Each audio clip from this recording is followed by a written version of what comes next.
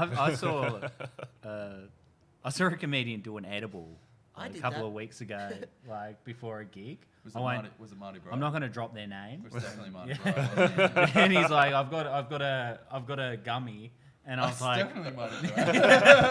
I was just watching him. I was watching him. I'm not going to out his day. I'm neither going to confirm, neither going to confirm nor deny. All right, what I will say is that Marty left a big bag of gummies in my fridge for like 6 weeks at one stage. Oh, yeah. And then had the audacity to get back and be like, why are half of my gummies missing?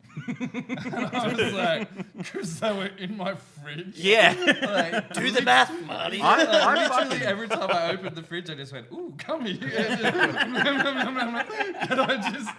didn't go hard on them, but it was just, they were there. Oh, I know a It's been dude. 6 weeks, actually. Yeah, Like, I was fucking very bet. relaxed. I couldn't believe it. I was like, man.